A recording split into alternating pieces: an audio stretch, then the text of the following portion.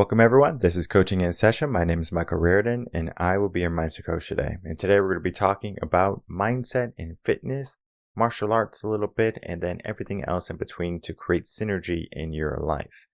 The synergy though, what does that truly mean for us? What is the balance for us? Some people say, all work and no play are going to make you a dull boy or a dull girl. But what I can say is that you have to figure out what is for you. Not everyone is going to say, well, going to the gym 5 days or 7 days out of the week is for me, or going to yoga all the time is for me, or doing tennis or basketball or playing some type of sports or martial arts is going to be for you, because you might try something and not like it. And I know there's therapists out there, psychologists, they look at the aspect of if you are trying to do something that's supposed to be making you better, but is not making you better, why continue to do it? Why not take some time to find what is going to be for you? But I will say that there is a caveat. You might say that I am most happy, sitting on my sofa and taking no action and being on my smartphone and just doing this for a good portion of my life. But we do have to look at the long-term goal, because you might be content is the word, content right now. But will you be content when something happens later on in life? You get a doctor's note that's not good. Are you going to say, well, c'est la vie, this is just life? Or are you going to say, whoa, let me press the brakes, let me start to fix some things? Sometimes it could be either or. The majority is going to be you're going to change to, your habits are going to change. You're going to make some changes. Sometimes you're going to say, oh, well, I lived a good life. That means your mind is already checked out. You're in negative mode. And that negative mode is not a good thing. Not for mindset especially. What if we gave ourselves a lifestyle that we can engineer, that we would be happy with, that would be easy for us to follow? And not easy being, I'm going to have only easy days in my life. There's days when I don't want to go to the gym, but I still go. It might be difficult for me to go to the gym when I don't want to, but I created the habits, I created the systems. It's easy for me to follow that. Sometimes when I'm at the gym, I'm like, I don't know, what do I need to do? I don't want to lift this weight. I'm tired. I didn't get enough sleep. I mean, there could be a plethora of issues going on. We all have our business in life. We could be stressed, anxious, whatever.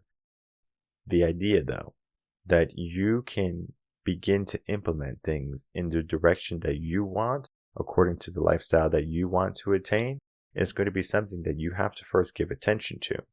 Are you paying attention?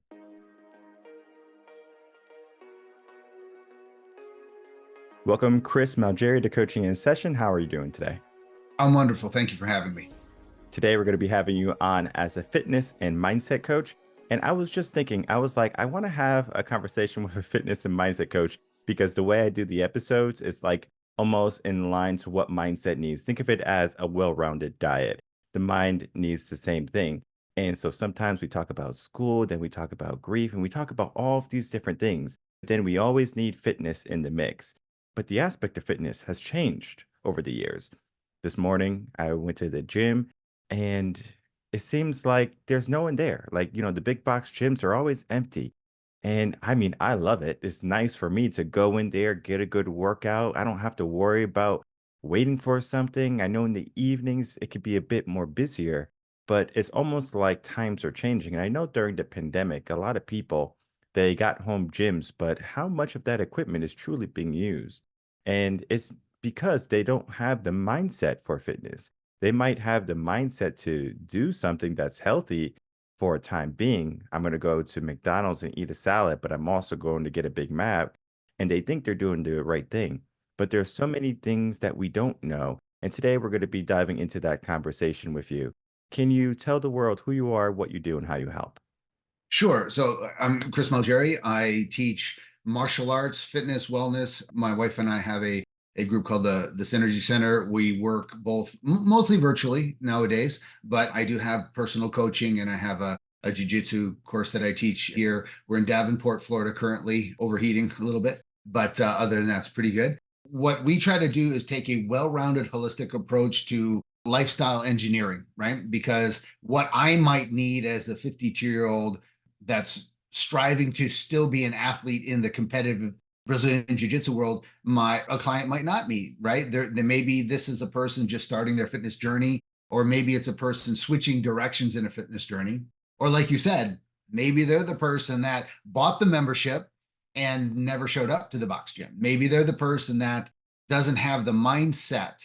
So first, let's talk about that, right? What is your why? What are we getting to? I think a lot of coaching is, are you coachable, first of all, right? And what kind of coach do you need, right? If you're the kind of person that needs a text message every morning, say, get up, go to the gym, meet me here, that's okay. There's nothing wrong with that, right? That's fantastic. But you got to kind of know, what's your starting point? Who am I talking to?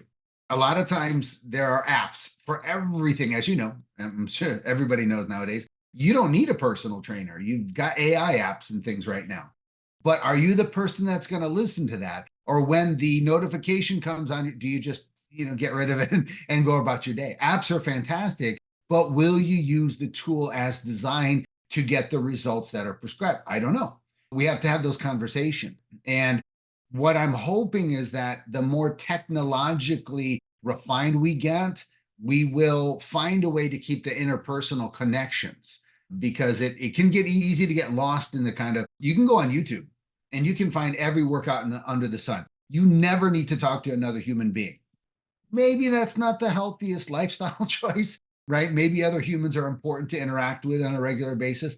I don't know. We can figure that out. But you're absolutely right in the mindset. We used to think about mindset in high level athlete. In my world, UFC, jiu-jitsu, whatever. I first started really getting involved years ago when you think about Olympic level athletes and they talk about the mental game and everything like that, right? That wasn't a big part of my growing up early on in terms of athletics and everything. But it became prominent in, I think, first through the Olympic kind of fields, and then talking about what the Eastern Bloc is doing. And they did some fantastic stuff in the, I would say, around the 60s and 70s. They sort of delved the meditation and the visualization and those tools that now are pretty prevalent, right? They're pretty commonplace. But what kind of tools does the average dad of 3 kids that's getting up, that has maybe a 30-minute window to sneak in? I need to know who I'm talking to. What level of coachability do you possess? What do you want? And then we can formulate a plan based on you to get going. But everybody needs mindset coaching, because it doesn't matter if you're the Olympic level athlete, you're the parent who, in my case, I had a 5-year-old sleeping on my face when I woke up this morning, right? Just crawled into bed. So I don't know, what person are you, right? Let's figure that out. And let's work on the mindset to get you towards those goals, right? Because I think mindset is a training. It's not just an attribute that you have. You got to train it. You got to cultivate it. Like you said, you cultivate your body. You should cultivate everything. I like the term making things something like a meaningful, a ritual almost. If we can avoid like the serial killer connotations, right? Make it a ritual, make it something that is important, meaningful, and something you look forward to. Make it this. So if you're dreading going to the gym, what's going on in here that's making you do that? Right now, everybody's got a day where the bed is more comfortable than the treadmill, the bed's more comfortable than the bench. Okay, but we can work on tools to get you out of bed, because I'm sure, as everybody's experienced, if you sort of push through that morning lull, and then once you get in there and you're doing whatever it is your thing is, 5 minutes into it, you're so glad you got out of bed. Even if you have to push through the workout and it's not your best workout, you have that self-confidence, right? Your self-efficacy goes up. You feel better about yourself. You feel better about your day because you got this thing done and you got it out of the way. But there's tools, right? Some people are motivated. They're robots, right? They get up, they go. They didn't really need that help. Some of us, myself, we need tools, whether it's the affirmations, visualization, the meditation, apps, right? There's an app for everything. So you having the determination to use those tools is what's going to get you to where you want to go, whatever that means to you. Yeah, lately I've been only getting like 4 hours of sleep because I like to work at night. I get a lot of stuff done at night because the kid is sleeping. He's 2. So I was like, this is prime time to get stuff done. So I do a lot of stuff. I go to sleep early in the morning and then I wake up very quick to go to the gym. And it's about 4 hours of sleep I get. It's an interesting concept because I used to get like 5 to 8 hours of sleep. And that was like, I need at least six. So I was always short ending myself, but then I just got used to it. Like 4 hours of sleep, I'm good to go. I'm ready to go these 20 hours in the day, and I don't need any more than that. The idea, though, that my lifestyle has changed, though. Before, you're just a guy going out into the world, then you have a family. Now the purpose is a little bit different. It's like those extra hours of sleep, they're insignificant to, to the purpose now that I have. The lifestyle that I'm creating now is more for him, for the kids, for the family. I don't mind sacrificing a couple hours of sleep. Yet many people don't realize that what they sacrifice in their day is their progress. They don't realize that being on their phone or not taking action or choosing to be mediocre, that is stopping them from elevating themselves. And then they wonder why they don't have good things in their life. They wonder why they're struggling. Why do people have this mindset that is untrained rather than going into it full throttle and saying, I'm going to train my mindset to be a benefit to me? Well, I think there's a danger in our society where we think of sometimes things are just laid out for us, or when we see a champion or we see a very successful individual, we have two kind of negative paths that our mind might, I'm sure there are more, but let's just keep it binary for a second. Oh, they're so lucky. They got this. They had the background. They had the whatever. Nobody's looking deep into the story. Or the other one is they purse out, I have too much in my way to get these things done. So they'll put a roadblock mentally in their way and they won't take responsibility for where they are at the moment so that they can launch themselves forward. I think if you formulate a plan for yourself, simple one in the beginning, and start achieving the concrete steps, especially if you have a coaching environment, but you can be your own coach, right? If you don't have the resources to find a mental game coach or even a personal trainer or PT or anything like that, so what? If you want it bad enough, you'll figure out how to make it happen. So we need to retrain the brain on our expectations. If I gave you a busy guy, right? Busy guy, and I said, okay, he's working so many hours a day. If you took a 10-minute workout every day and you committed yourself to that, minor, what we now refer to as micro workouts, right? That's kind of all the rage, and it's very successful, right? My life, I'll give you an example. My life is so busy. I have 4 children. I homeschool my kids. That's a chunk of the day. That's a big commitment. But I do that because I don't live in my gym like I used to. I don't get up in the morning, train with my first group of guys, have lunch, take a nap, get up, do the business, train my kids' classes. I don't live that lifestyle anymore. I live, like you said, my life is for my kids and my family, but I can be super effective with, in my case, about every hour, I do a 5 to 10 minute micro workout on something. Mobility. I got the little hand extensor things. I got stuff all over the house where I'm always doing micro workouts. But within 4 weeks, 6 weeks, the results are going to be building up, and you're going to see there will be tangible results with minor changes. So first of all, if we set up reasonable expectation, not too crazy, but not something that is not worth the effort, right? You set some tangible goals. Even I prefer in the beginning non-metric goals, like I'm just going to do, don't worry about the weight. Don't worry about anything that could potentially make you feel bad about yourself. What I would say is decide what you're going to do, decide what you can eliminate. I'm going to eliminate an hour of my social media time a day. That's a tough one. But you start and you say, okay, I'm gonna block off time for this. I'm gonna block off time for that. I know that when I love having it on my phone. I do my finger extensions. I go back to work, right? I do my 5 minute mobility thing. I go back to my thing. By the end of the day, if I've got 5 or 6 5 to 10 minute workouts in, I'm in good shape, and we'll see those results. The first result is do the thing every day. You'll feel good about yourself. And then how does my body change? Am I eating better? Am I feeling better? Am I drinking the appropriate amount of water. Make these micro changes every day. And it's not going to take you 6 months. It'll take you maybe 3 to 4 weeks to really start to see and feel results. And that's if you're starting kind of on the low side of things, right? If you're already in decent shape and you're doing a pretty good job, then this can have a transformative effect. And if you're one of those guys that I used to be this guy, lived by myself, worked out, but now I've got my wife, my children, I've got the responsibilities sort of layer on themselves. You can find 5 minutes here and there. That's the easy part. And the fun part is at the end of the day, when you reflect on your day and say, this is what I do, this is where I missed, and this is how I can do better tomorrow, you're going to start building up all these wins. And that's important because the more wins you stack up, the more you're likely to want to do tomorrow because you get that kind of momentum going.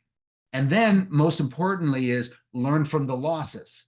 I didn't do this today. How do I tweak this to make it something that I can do better instead of feeling down about yourself because you forgot or you didn't get to A, B, or C things? That's okay. Learn and progress. And it doesn't mean that you have to spend 3 hours in the gym, right? If that doesn't work for your lifestyle, right? But just reorienting the way we think about what our wins are, what I have to do versus what I want to do in the day, that's important. I call these little micro workouts my golden time. My kids know we do a set of lessons, we do whatever. Dad's going to be, he's stretching in the corner. Leave him alone for 5 minutes. Nowadays, depending on what it is, in my case, and I know mine's going to be really unique, the way I keep all my things together, I just have them do it with me. Like everything we do. Our breaks are, my kids have their little finger extensors. We get together, we do our mobility work, all of it. It's all available. We're in such a good place technologically, informationally. There's no reason people can't, with these slight changes in the beginning, have monumental results. When we have young children, especially like 7 minus, like they are sponges. If they see you doing something, they want to do it too. So what we do, he's only 2, but we go out into the garage. I have a jump rope, I have weights and stuff too, but I just like doing jump rope at the home. I like doing the weight stuff at the gym. That's just what works for my schedule. And I'll do jump rope and he just runs around like in a circle. Like I don't think he knows how to jump yet. Like he used to. He can kind of do a jump, but it's not like a jump rope jump. But he's active. He's active. And it comes to what the parents are going to instill into their children. What you're doing with homeschooling, helping them understand fitness is a priority and to take action at every pivotal moment in your day, not to just stand still. Imagine how many 5-year-olds are just sitting in their house on an iPad watching whatever show kids are watching today. I don't know, is Paw Patrol still? I know Peppa Pig is still big. We have all of these distractions for kids. And the best thing about the shows is the worst thing about the shows. It's a distraction that makes our life easy for a moment. Because the kid is distracted, I can do whatever I want to do. If I have to do a meeting, maybe the kid can stay quiet long enough. If I have to cook, maybe the kid can stay quiet long enough. Whatever you do, you just hope that they are going to entertain themselves, distract themselves long enough that you can focus on whatever you want to focus on. The issue is our mind is not focused naturally, where we have all of these things, all these notifications going off on our phones. It stops us from being true to what our direction is. So if we have to do those 5-minute workouts and our kid is distracted, something's going to happen in our day that we are going to say, well, I got to focus on my phone. Oh, I got a Facebook message. Oh, I got, something on X. There's so many things that are stopping us or hindering us from really diving into personal development. The mindset, though, now, if we can have the purpose, and this is more of a family, like a family conversation. If we can say, I want to make sure that my child is going to be active, doing the things, and I have to be a part of that. You are going to do it more readily than saying, okay, I have this app, I got a personal trainer. I can't tell you how many people go to the gym, get personal trainers, and they have no results. It's because there's something inside of them that's not powerful enough yet. we need a bigger purpose. When you're a parent, typically the purpose is there, but then at the same time, you're tired, you're stressed, you're anxious. There's so much going on where you don't take action. And one of the things I like to do, I do it every so often. I'm definitely due for one, and I already have it planned out. I think I'm gonna do it for my 40th birthday. I'm 36 now, where I completely do an overhaul. I destroy myself. Like I'm gonna probably sign up for martial arts because my son will be at that age where he can join. And it's not gonna be like a fighting thing, but it's gonna be discipline, the movement stuff. And I'm gonna tell the trainer, teacher, the sensei, I'm gonna say, I want you to completely destroy me. I don't want to look in the mirror and recognize who I am. I want to look in the mirror and be a completely different man because I know something about mindset is that as you grow, you need to become stronger because the mindset typically is when you grow and you get older, things start to kind of break down. Your elbows start to hurt, your knees start to hurt, your back starts to hurt. And then you start to say, well, it's due to old age. But then if you look at people like Mike Tyson, if you look like David Goggins, F old age, they're like, I'm going to push through it. And they have trainers, they have people along the way to help them with that mental battle. And our next level is a mental battle. Why do you think many people succumb to the status quo of growing old and just falling into being old and feeble rather than being, like some beacon that gives people hope saying 65 can be good versus 65, I'm in a nursing home? I think we continue to have in our cultural mindset, right? The idea that you're born, you go to school, you get a job, whether it's a factory job or you go to college and then you get even a high paying job. You work your job, you retire, then you sit on the porch and you wait to die. Or maybe if you have some income, you travel the country and you're the old person in the Winnebago seeing all the sights that you didn't see when you were 30 and your body could handle it. I don't think we prioritize in the United States the right things the right way where other places still do, right? For example, we don't prioritize whole food diets over processed food diets. That's just not something that we do here. That's why we have a supplement for everything. Why do we have a pre and probiotic pill when you can just eat it, right? Like you just have, if you have, but I'm not talking about like that yield play that you get, right? I'm talking about really fresh made yogurt. Well, my family in Argentina, my family in Italy, they eat differently than we do here, right?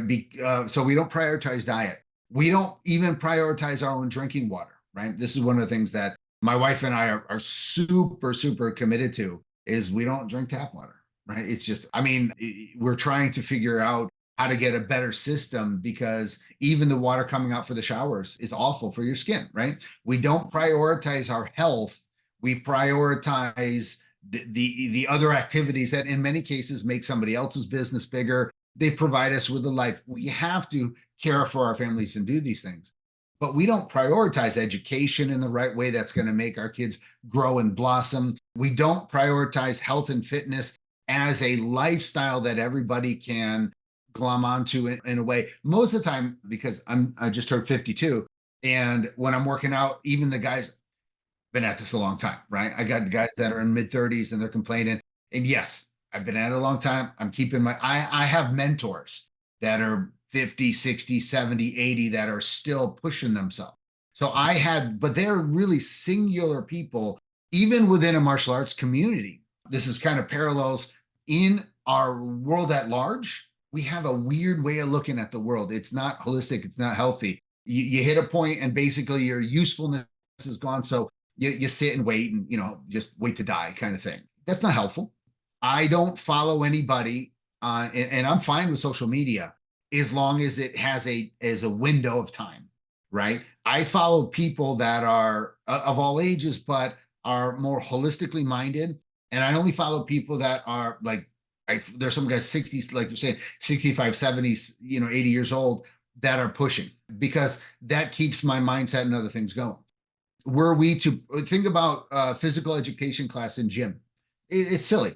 You learn to play a bunch of different games. We're not talking about eating whole foods. We're not talking about how to prepare foods. We're not talking about actually exercising. In my gym class, you learn to play the different sports. Nobody knows how to stretch, Right. I mean, granted, now that would be going back some years for me in high school and in elementary and school, but maybe it's different now. So I apologize to anybody, but the idea of just how to be mobile, right? And just how to live life in a healthy way, we expect to need drugs.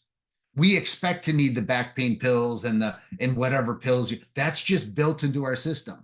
If you watch TV, you on YouTube, whatever, drug after drug is being pushed in front. So our mindset says, what? The more you watch this, your mind, I'm gonna need that when I'm 50. I'm gonna need the little blue pill as I get older. Instead of doing these certain exercises for men and women to make them stronger in all possible ways.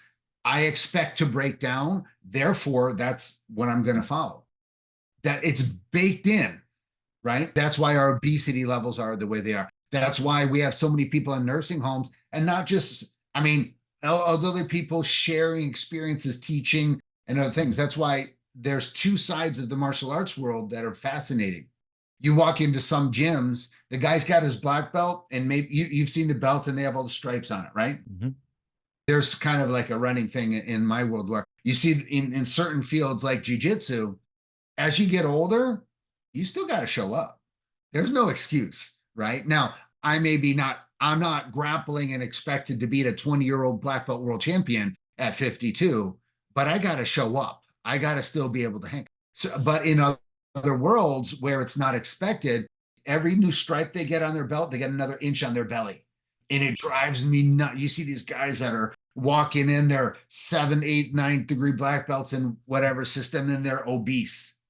You don't deserve the belt unless there's a health or whatever reason. And even all that nowadays, it's nonsense. With whole food supplementation, with a diet and exercise, with mindset, with proper breathing techniques. I mean, if you really get deep into the yogic kind of pranayama and other breathing, you can lose weight while you're breathing, right? Because of the activity and the formulation of how we move our stomach and massage the internal organs.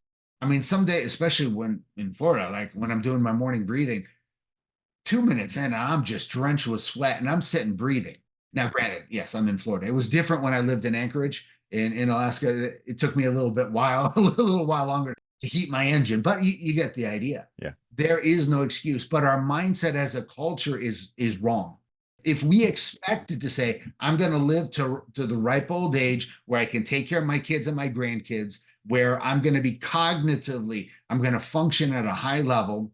55 doesn't mean retire. It might mean transition into a mentorship kind of roles. I think we don't have enough mentors that have been through the trenches and are still doing something, but can lead another generation in a positive, holistic way. And if you break all these things down, again, they're small changes. But like you're saying, I want to be grappling when I'm 70. I want to be passed along with my kids. I used to, like you said, I got to make dinner so kids just go, cold color. We're big on Legos in my family. Go do it. Now I sit my daughter up. She's got her little, like trainer knives, a little plastic. I involve them because, and this is part of it, is all kids, intimate relationship with your partners, all we really need is attention. We got to pay attention to ourselves, our needs, and where we want to go.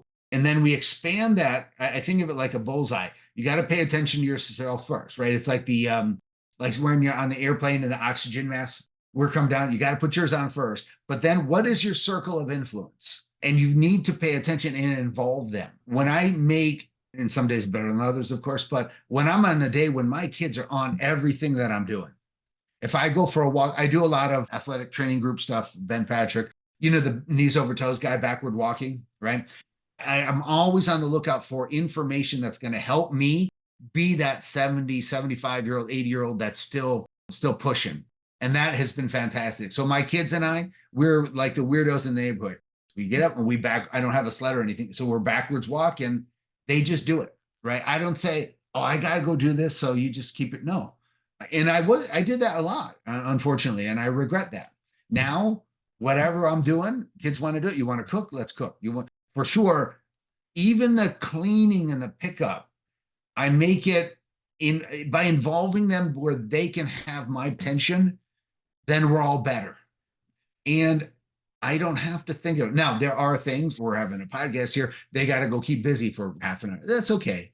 But as long as that's not the norm, as long as you are involving in some part of the day, if you can, right? If that's how the lifestyle is, you're involving your son, that's fantastic. That's a craving. But then that takes us back to what's their mentality going to be. But by strengthening their mentality, I strengthen mine. Even so, we're both growing together. Instead of me just hammering down what I want them to do, they'll never get a strong mental game. But if I reinforce them and reinforce my mental game together, we're both moving along. My son will be 15 here shortly, and he's now basically my training partner, a little bigger than me now, right? Mm. But I want to bring him along and nurture that time. And I've got my youngest is 5. But we take our time, and part of our practice together to keep the body moving. I'm teaching my kids salsa dancing. That's how my wife and I met, is through social dancing. And so just to be able to do that and involve those, sounds like a little micro workout. It's light, it's a little cardio, it's heavily cerebral, how to step on the beat, and it's really fantastic. You touch on a lot of stuff there, and You I will do want find out. to I do want to break some of that stuff down because you touch on so much there, from like the shallow breathing, how people just kind of like take shallow breaths, and then if you take these deep breaths, you can be sweating in 2 minutes, especially in Florida, as you said, and making priority to education and health. It's something that we would like to implement in our life, but it seems like we don't have enough time. I'm sure you probably heard of the excuse, there's just not enough time in the day. We all have the same time, but yet certain people will make certain things a priority and certain people make things an option. So maybe I'll go to the gym today, maybe I'll work out today, maybe I'll do some cardio today, maybe I'll play with my kids today. It's all optional. Nothing is mandatory. And then when we look at like the notches on the belt, so as you go up in degrees, you get that extra inch, you say. And it's not only martial arts, it happens with our police force, it happens as you go up the corporate ladder. It seems like the more we put focus in something else besides our health and our fitness, we sell ourselves short and we deteriorate for an ulterior goal. And typically, that goal is not going to be making us happy later on in life. Think of it as you spent all your life going up the corporate ladder to be, the CEO, top manager, whatever, right? And then at the end of it, right, you have poor health, you're obese, you can't walk up a flight of stairs. I mean, there's a plethora of issues that you have to deal with. And you know what you would do?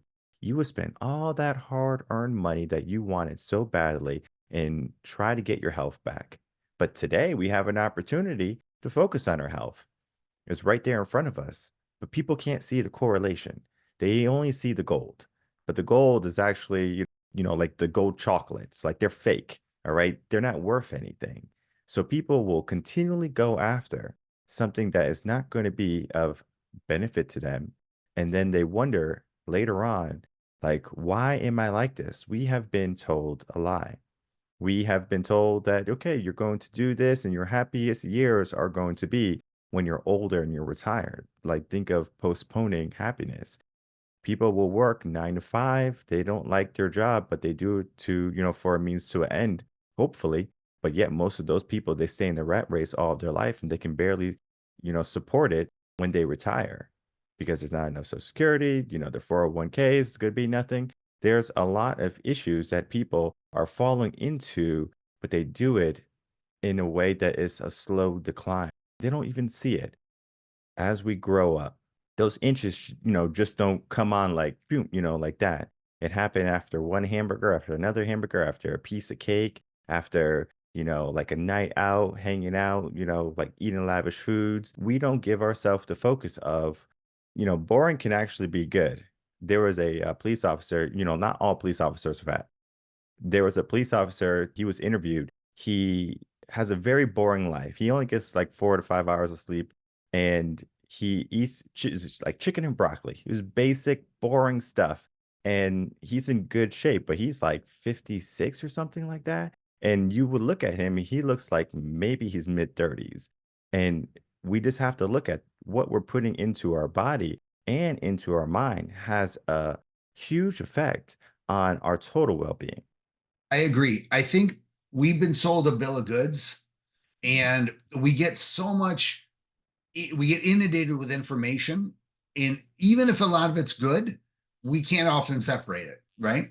Sometimes the most basic chicken and broccoli, and you're disciplined to get that, that's okay. And it's okay to break the thing every now and then and have a treat, this and that kind of thing.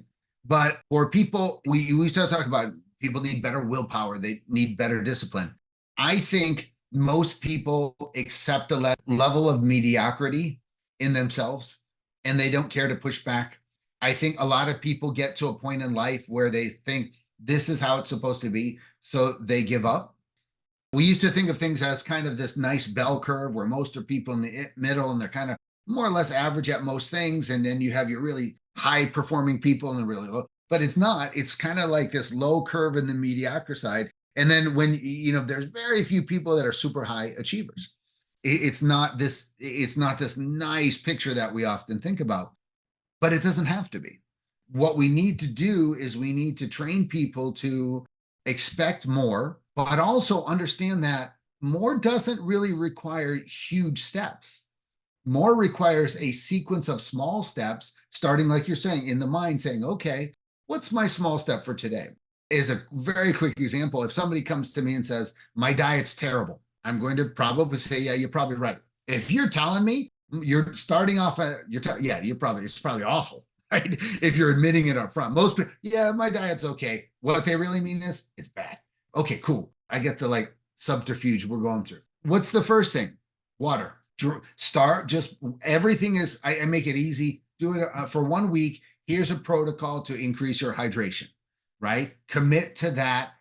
If you change anything else, cool. But I don't, then following week, depending on your diet and your needs and whatnot, let's increase the protein X amount and then start decreasing the simple. Let's layer it one approach at a time. So within 4 to 6 weeks, you're on the path to a healthy diet. Versus a lot of people think, and I think to your point, they think they need these big leaps. People think, oh, if I don't get an MBA, I'm not going to get this new job. So they don't try to get the MBA. That is too big a hurdle. So what's the small step? Well, first, why don't you enroll? Let's get into the school. Nowadays, I'm seeing MBAs in a year and a half. And if that's going to launch your career, then what are the small steps that are going to eventually lead up to that monumental change? And now you're in a new place, right? What are the small steps? Get up, walk a quarter mile every morning, then a half a mile, and then 3/4. And pretty soon you're walking. Just the most fundamental exercise that exists. I've had people that they just walk up and down their hallway when we were in Anchorage and they can't even get outside. Walk up and down. I know it's boring, but if you commit to 5 minutes and then 7 and then 10, now we're building and building.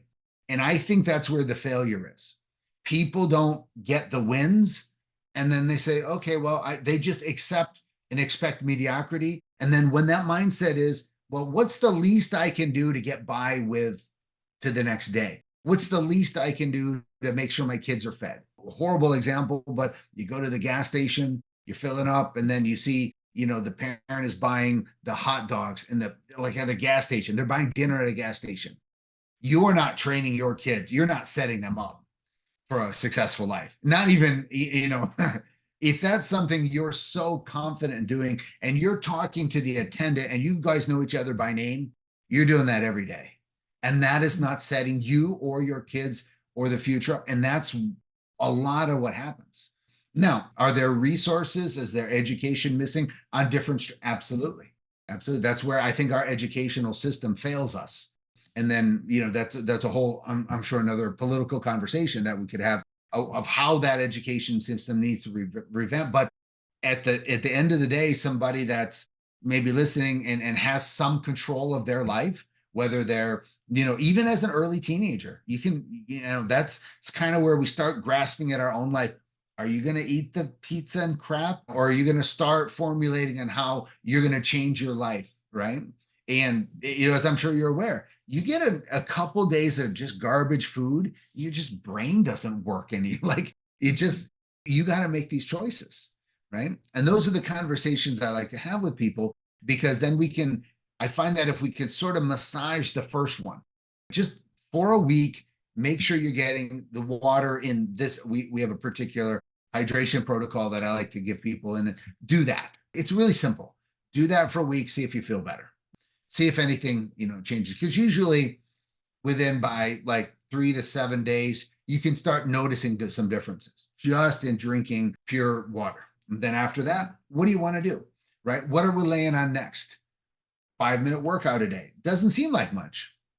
But you remember the guy that created P90X, right? Oh Tony. yeah, yeah. Yeah. Okay. So he did the whole thing fantastic. Cool program. Here's that he comes out with these 10-minute workouts. Why? If you can't sneak it in, that's okay. Just do something. Right. And he was doing this a decade. It's absolutely fine. Just take action every day in some kind of positive forward direction. Pay attention to it. Acknowledge your wins when you go to bed at night and think, okay, I did this, and learn from your losses. And then you're going to you're going to be making those mental strides forward, because once you got that, what you actually do day to day, you do martial arts, you play tennis, you run your own business, all of that requires a strong mental game, and it can be cultivated. Very true. I like the idea of, just treating it as, sequential steps. You don't have to go to the gym, get a gym membership, get a trainer, go on the treadmill, put it to 10 and start running until you're thin, like there's a way to do fitness. And many people, they just don't have the know-how for, getting back into shape because when things were good, they didn't take care of their body. Now things are not good, so they have to relearn their body to see what it's capable of now, and then slowly get it back to where you can be healthy, where you can take the actions that you need to. And walking is a powerful tool. Many people, they think walking is like walking. Like I do that every single day, and I'm still this weight. Well, you have a lot of bad habits too, I'm sure. From going out fast food, as you said, going to the gas station, the guy by name, get a couple hot dogs, maybe a couple slices of pizza. That could be the issue. Low water intake. There's a plethora of things that we have to be paying attention to. And one of the things I love about mindset coaching and just mindset coaches in general is that they help people find their blind spots because you might not even know that you're going to the gas station every single day, even though you are, but you don't realize what it's doing to you. 30 years later, you look in the mirror and you can't even recognize who you are. Today is a good chance for you to press on the brakes and say, whoa, where am I going? Is this direction exactly, the direction I want to be going in? Or is it something that I can start to make some adjustments? Today can be that adjustment. Today can be the day that you give some attention to yourself, to the direction, to your mindset. And then you can ask yourself, can I give more? Can I take some more action? And if the answer is yes, and the answer should be yes, what are you doing about it? Yes, you can go on YouTube. Yes, you can get an app on your phone, but have you done that before and was it effective?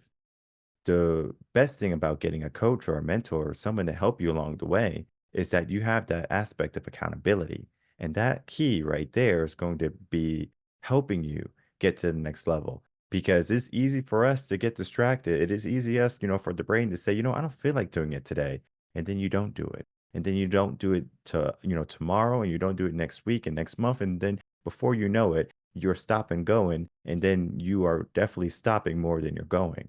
This is a habit that we can change. And the work that you do, Chris, I know is helping people get into the routine of continually pushing themselves and then asking themselves, can they do more? And if the answer is yes, and we know it is yes, but we have to get that yes from you.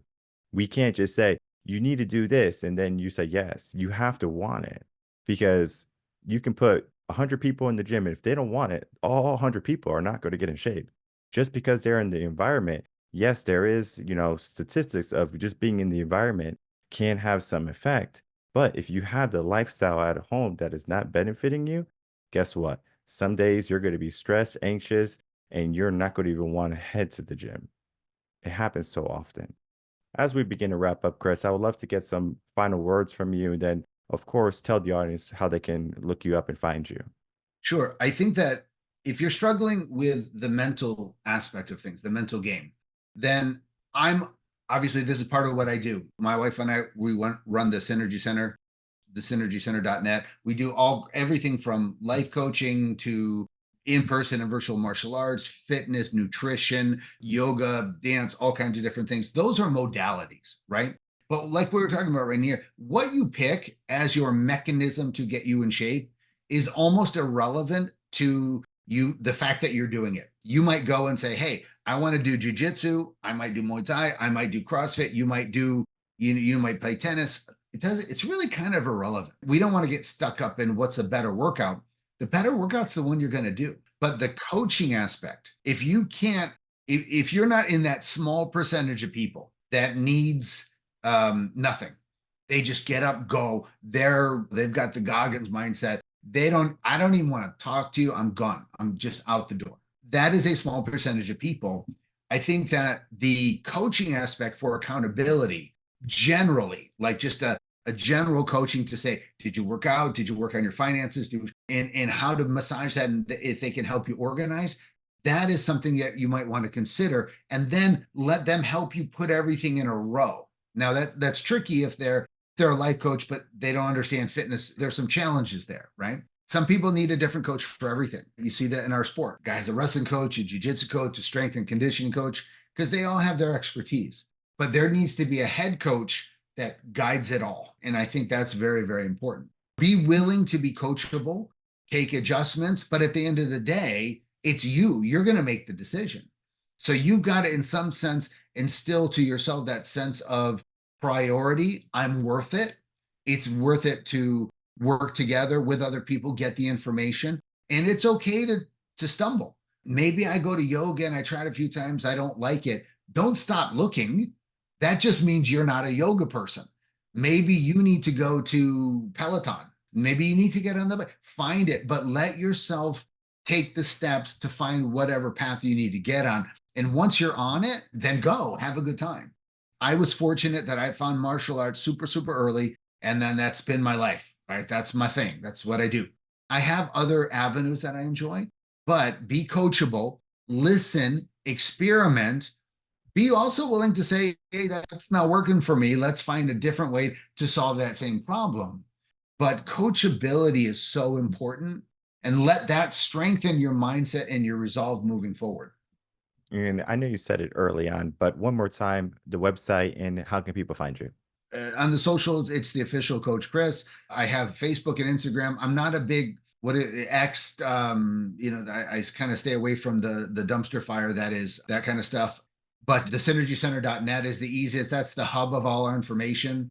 And we're constantly putting in new resources and free tools to help you, right, to learn about what we do, but just generally learn about nutrition and wellness and fitness, things that you can sort of evolve into on your own. And then in person, if anybody's in the area, a little more flexibility in your schedule if you want to do things virtually. We also travel and do seminars occasionally. So it's all available, just really just to help somebody engineer their life in the direction they want it to go. Perfect. And I'll make it easy for everyone. All the links will be in the description box below. So check out his website.